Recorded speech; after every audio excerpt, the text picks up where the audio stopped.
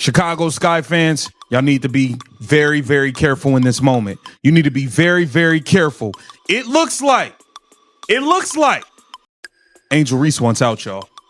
Angel Reese seems to be looking for a way out of the dumpster fire that is the Chicago Sky. And I got to be honest with you, I don't blame her. The Chicago Sky are falling apart, and it's ugly. Tyler Marsh, their first-year head coach who came over from Las Vegas with a championship background, has officially hit his breaking point.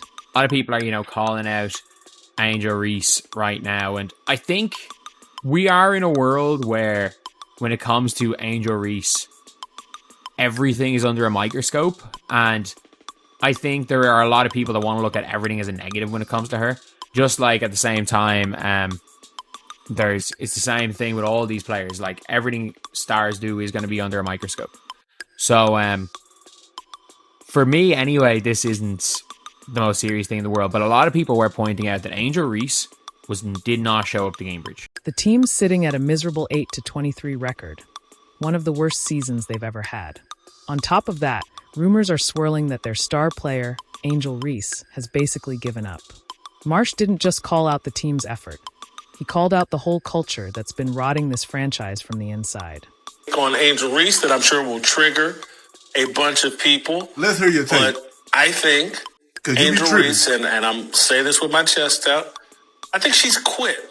Man, as much as I want to disagree with Jason, man, but I got to admit, I think you're right.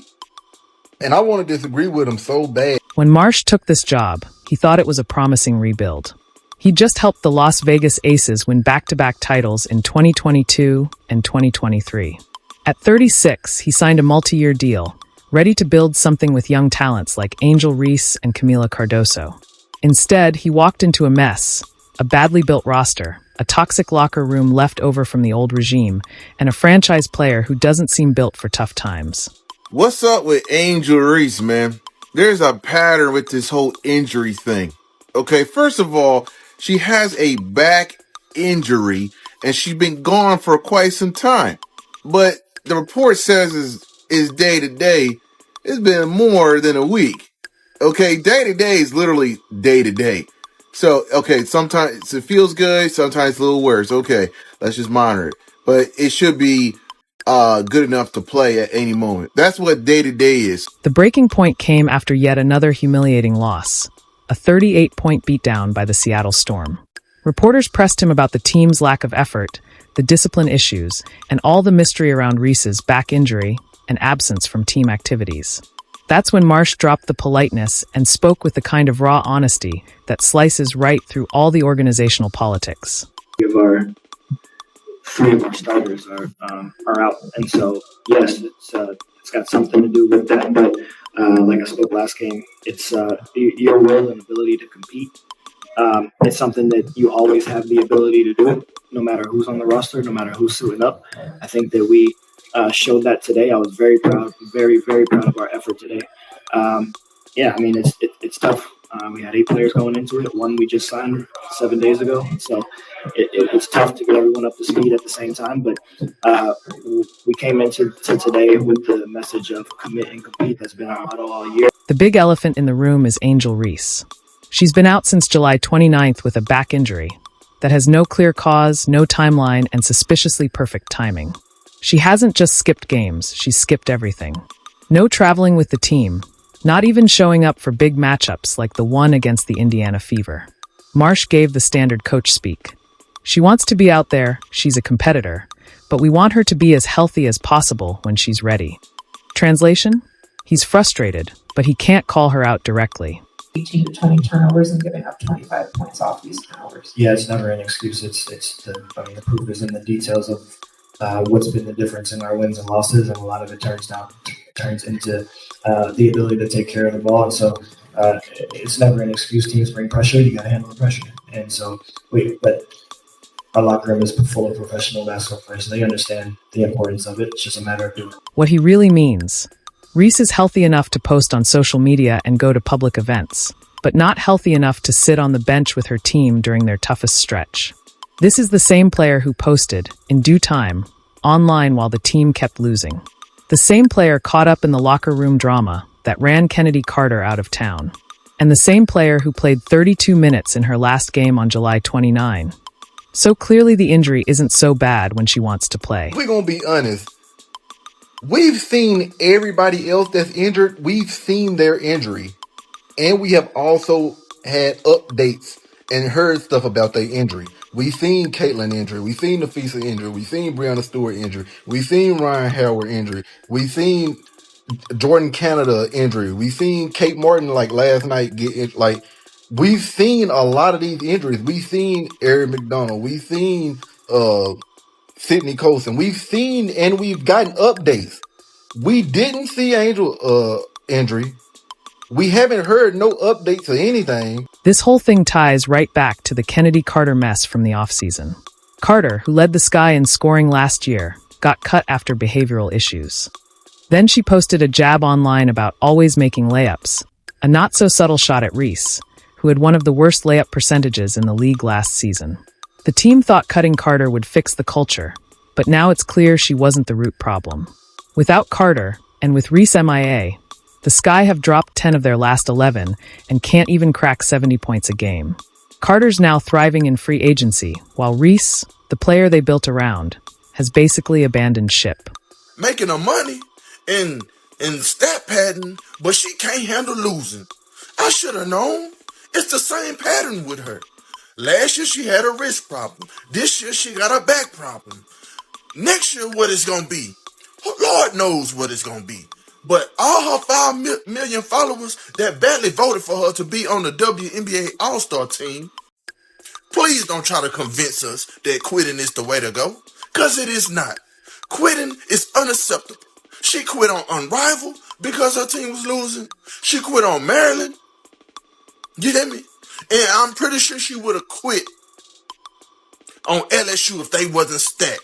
The worst part for Marsh? He's being set up to fail. The roster that GM Jeff Pagliacca put together is a disaster. They lost Courtney Vandersloot to a season-ending ACL injury, traded away vets who actually led, and surrounded their young core with older players who can't keep up. The spacing is terrible, the guards can't hit threes, and the defense, supposed to be anchored by Reese and Cardoso, is dead last, giving up nearly 90 points a game. Marsh says the main problem is discipline, but you can't have discipline when your star player's at home posting cryptic tweets instead of showing up. Angel Reese is the problem in Chicago Sky. And I've been telling you this since last year.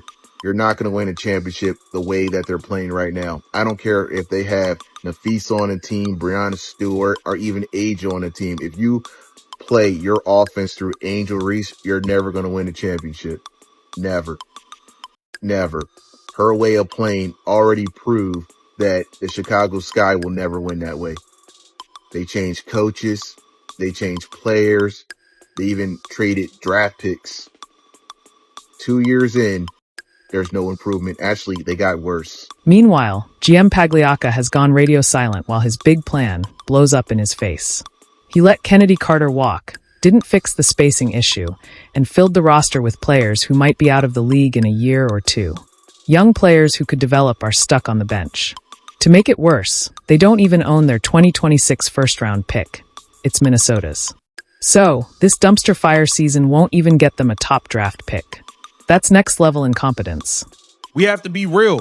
The management has been terrible. Jeff P, horrible. Tyler Marsh has been bad. But like I said, he doesn't have much talent on the team, so we don't know if he can actually coach or not. Now, why is people saying, is Angel Reese trying to force her way out of Chicago? Is she done with this organization already in just her second year? And it is a great question. I don't know if man, I think you got to move somebody. Cardoso, you have to get an influx of talent. This isn't just about injuries or bad roster moves. It's about a rotten culture from the top down. When your star can just decide not to play with zero consequences, when veterans can poison the locker room without being checked, and when the front office makes political moves instead of basketball decisions, you end up a joke. Marsh came from the Aces, where everyone's accountable, guys play hurt, and no one hides from the fight. In Chicago, players post cryptic Instagram stories and vanish when it gets tough. we got the Chicago Sky general manager, Jeff P., throwing Angel Reese under the bus? Jeff P. said he's had enough of missed layups. Oh my God, Jeff P. Jeff P. When you start acting like this? Marsh is fighting a losing battle. He's trying to coach a team where the best player picks and chooses when she wants to show up. The roster is built by someone who doesn't get modern basketball, and there's zero accountability from the top. Rumors about Reese wanting out aren't surprising. They're predictable. But other teams see the red flags. They saw the Carter situation. They see how Reese handles adversity, and they see the baggage. Marsh is frustrated because he's being judged on results that aren't even in his control. So Angel Reese, the most toxic player in all of basketball, is out here slapping clipboards out of her coaching staff's hand because she's so mad her team committed a foul in the crunch after she shot 15 free throws this game. This is the lowest of the low disrespect that you can show to your coaching staff. She's trying to get y'all locked in, worried about the next play, and you so toxic with your terrible, awful attitude that you slap the clipboard out of her hand. Winning takes leadership, and leadership means sacrifice. When your best player won't sacrifice comfort, your front office won't sacrifice politics, and your organization won't sacrifice short-term image for long-term culture. You get the Chicago Sky, a team that went from contender to laughingstock in one season. Marsh might actually be a great coach, but even the best can't win with uncoachable players and no support. The Sky's playoff chances are basically zero. Their star player has checked out, and the only real question now is how much worse this mess will get before it's over.